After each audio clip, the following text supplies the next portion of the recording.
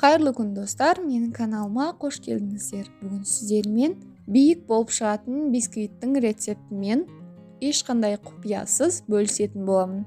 Негізінде бисквиттің жасалу жолы өте оңай. 1-2 заттарды білсеңіздер болғаны. Сіздің де бисквитіңіз осылай керемет болып шығады, іші толық пісіп шығатын болады. Көріп тұрғандарыңыздай биік әрі жұмсақ болып шыққан. Ең бастысы, алғашқы жасағаннан ақ керемет болып шығады, осылай биік болып шығады. Құрамына негізінде көп зат кетпейді. Алдымен 5 жұмыртқамызды ағынан сарысын бөліп алатын боламыз.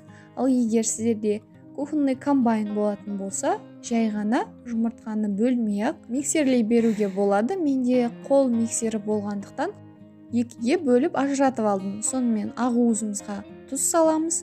Қанттың 3/2 бөлігін салып миксерлейтін боламыз. Бисквиттің өте жақсы формасын ұстайтын, іші толық пісіп шығу үшін жұмыртқа жақсылап миксерлену керек, және формасын өте жақсы ұстайтын, қатты болып тұратын күйге келгенше араластыра береміз. Міне көріп тұрсыздар, миксердің ізі біраз уақытқа дейін бетінде қалып қойып жатыр, және алып көрген кезде венчиктің басында осылай қатып тұру керек.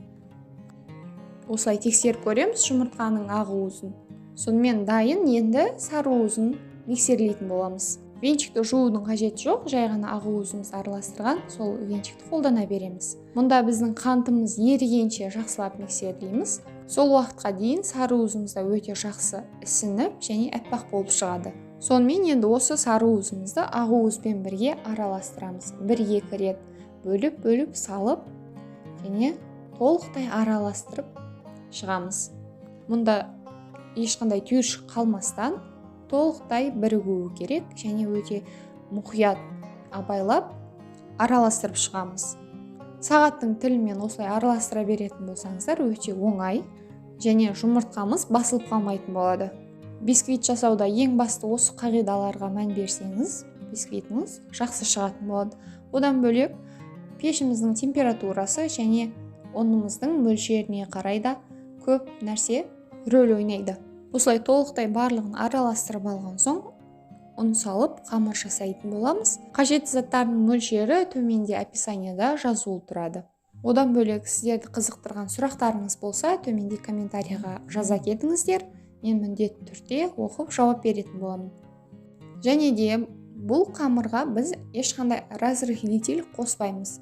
Жұмыртқаны жақсы көтеріліп миксерленген соң, бұған ешқандай разрыхлитель қажеті жоқ. Енді ұнды мен крахмалды араластырып аламыз және ситамен өткізіп шығамыз. Сосын өте баяу, абайлап араластырып аламыз қамырымызды. Қатты басып араластырудың қажеті жоқ. Себебі сіздердің миксерлеп ісініп шыққан жұмыртқамыз ұн қосу барысында басылып қалуы мүмкін. Өте абай болыңыздар. Осылай сағаттың тілімен араластыра береміз. Ең бастысы ешқандай түйіршік қалмағанша араластырамыз. Көп араластырудың қажеті жоқ. 1-2 болса болғаны. Бисквитке мен мұнда кольцо пайдаландым және сыртын 2 қабатпен фольгамен орадым. Тағы бір құпия мұнда, егер сіздер кольцоның жан-жағын, қабырғасын фольгамен жақсылап орап шығатын болсаңыздар, бисквиттің төбесінде ешқандай төмпеш пайда болмайды. Беті біркелкі тегіс болып шығатын болады. Және қабырғаларына, астына ешқандай май жағудың қажеті жоқ. Бисквит көтерілу барысында қабырғасына жабысып, ісініп шығатын болады. Толықтай қамырды салып болған соң 180 градуста қызып тұрған пеште 50-60 минут пісіріп алатын боламыз. Бұл бисквитті көп ұзақ ұстаудың қажеті жоқ. Осылай салып алған соң бетін тегістеп, бірден пешке қоя беретін боламыз. Бисквит сосын толықтай пісіп, беті қызарып шыққанша бетін ашпаймыз, және ішіндегі ауаларын шығару үшін столға кішкене осылай ұрамыз. Сосын пешімізге салып пісіріп алатын боламыз. Көріп тұрғандарыңыздай бисквит биік болып, толық пісіп шыққан. Піскендігін ағаш таяқшамен тексеріп алсаңыздар болады. Егер сіздердің бисквиттеріңіз толық ісініп, көтеріліп шығады және піскен соң басылып қалатын болса, мұнда бөлме температурасына байланысты болады. Қызып тұрған пештен шыққан соң бисквит салқын жерге шыққанда басылып қалатын болады. Ондай кезде бисквитіңіз толық піскеннен соң пештің аузын ашып ішінде қалдырып қойыңыздар 5 минут 10 минуттай. Сосын алатын боласыздар. Суытып алған соң толықтай кольцодан босатып аламыз. Кішкене салқындатып алған соң бисквитімізді бетін пищевой пленкамен орап, холодильникке 2 сағатқа қойып қоятын боламыз. Сонда бисквитпен жұмыс өте оңай болады. Бисквитті кесіп жатқан кезде ұсақталып кетпейтін болады.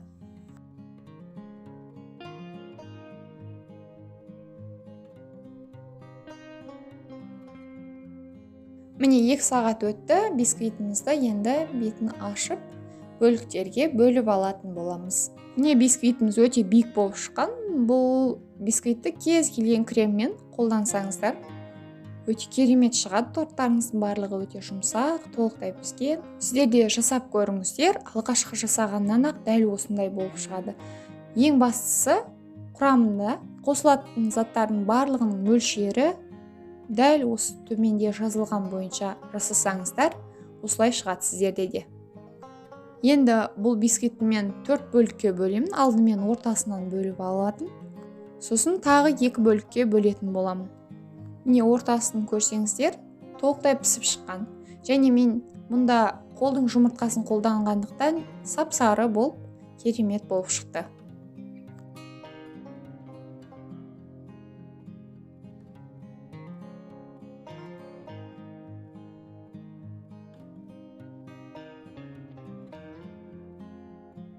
Сіздерге осы видеом ұнаған болса және пайдалы болған болса, каналыма тіркеліп, қолдап кетуді ұмытпаңыздар. Қоңыраушаны басып қоятын болсаңыздар, менің видеоларымды алғашқы сіздер болып көре аласыздар. Және тәтті тағамдар, тәттілер жасап, отбасыларыңызды қуанта беріңіздер.